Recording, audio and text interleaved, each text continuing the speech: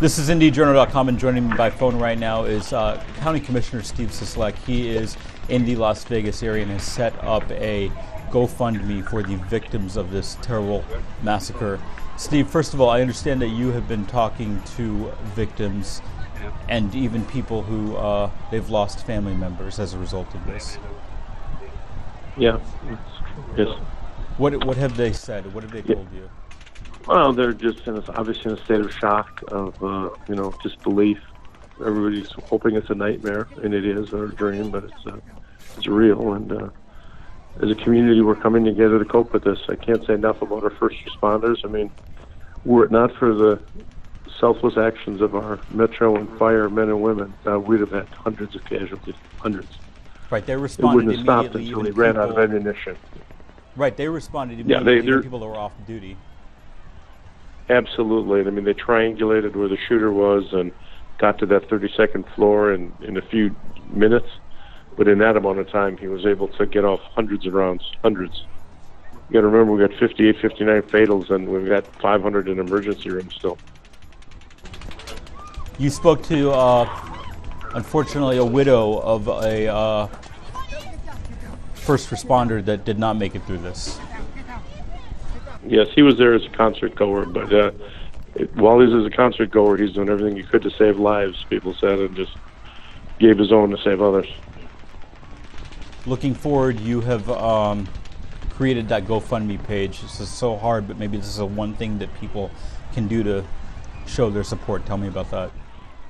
Yeah, the two things that we really needed that when I got here earlier was the sheriff and I and a handful of people, literally half a dozen, and immediately there was a need for blood. We had so many victims, and put out a call for blood, and as a result, we've got a 6 to 8 hour wait at both of our blood centers. If you want to make an appointment, it's not available until Thursday or Friday. Wow. Other people have asked, and we set up this Las Vegas Victims Fund, we call it, on GoFundMe, and I'm not an IT high-tech guy, but I understand how it works, and we've got 10,000 people have contributed to that fund since we started it, about 8 hours ago. What are you going to use it for? Well, there's going to be an immense amount of needs. I mean, there's funeral expenses to pay for, at least 58, 59 people. We've got transportation. We've got awful lot of families are going to have to fly in that their relatives or friends were here. They have nobody in town with them.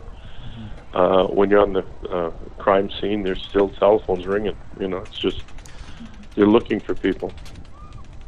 We've got victims that are in basically a catatonic state. I mean, they don't know who they are, where they are, what's going on. So the need is immense. I was going to ask you, is there anything else Americans can do? I mean, I can't tell you how many people I've spoken to today that just say, I feel so useless in this time. Well, the big thing I can encourage them to do is if they can donate blood either here or where they're at, it's always needed. If they can spare the price of a cup of coffee or whatever to donate, to help victims, and say a prayer and hug your family one extra time. Steve, I've literally known you for years. How are you coping? It's been a long night. I've been here with the first responders, but I guess I'm just running on, adrenaline right now. I can't say enough about our first responders. I mean, the fire department, Metro, they were going into a live shooter situation, and like I say, were it not for them, Paul, we'd have lost hundreds. I mean, this would not have stopped until he ran out of ammunition, and he had a lot of ammunition. Right. Well, stay in touch with us. We'll get this word out, and hopefully as more solid ways to contribute come up, we'll be in touch and be able to get that out as well. Thank you, sir. I really appreciate it. God bless you all. Thank you. Take care.